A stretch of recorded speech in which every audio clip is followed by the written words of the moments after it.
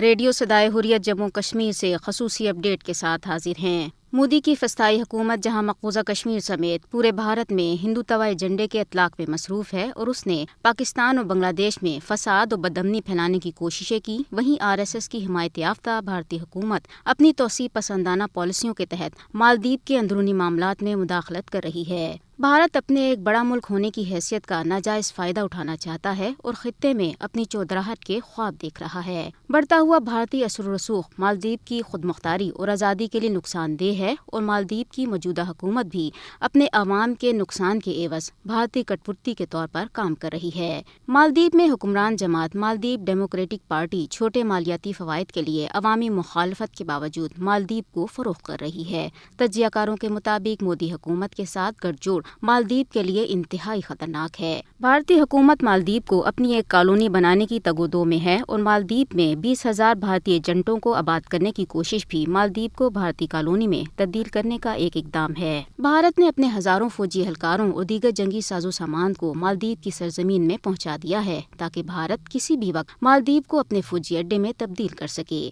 بھارت کی جارحانہ عزائم اور اس کا دھونس دباؤ کا سلوک مالدیپ کی خود مختاری کے لیے انتہائی نقصان دہ ہے۔ بھارت اس وقت ہتھیاروں کو برآمد کرنے والا دوسرا بڑا ملک بن چکا ہے اور اس نے اپنے بجٹ کا ایک بڑا حصہ دفاع کے شعبے کے لیے مختص کر رکھا ہے۔ کورونا بحران اور اندرونی بدحالی سے قطع نظر بھارتی حکومت کی پوری توجہ اپنے پڑوسی ممالک میں دہشت گردی اور کمزور پڑوسی ملکوں میں زور زبردستی کے ساتھ اپنے فوجیوں کی تعیناتی پر مذکور ہے۔ BJP کی زیر قیادت بھارتی حکومت کی توسیع پسندانہ پالیسیاں نہ صرف خطے میں امن کو متاثر کر رہی ہیں بلکہ بھارتی جارحانہ اقدامات نے پورے جنوبی ایشیا کے لیے بڑا خطرہ پیدا کر دیا ہے۔ عالمی برادری خاص طور پر اقوام متحدہ کو بھارت کی توسیع پسند پالیسیوں کا فوری نوٹس لینے کی ضرورت ہے، اس سے پہلے کہ بہت دیر ہو جائے۔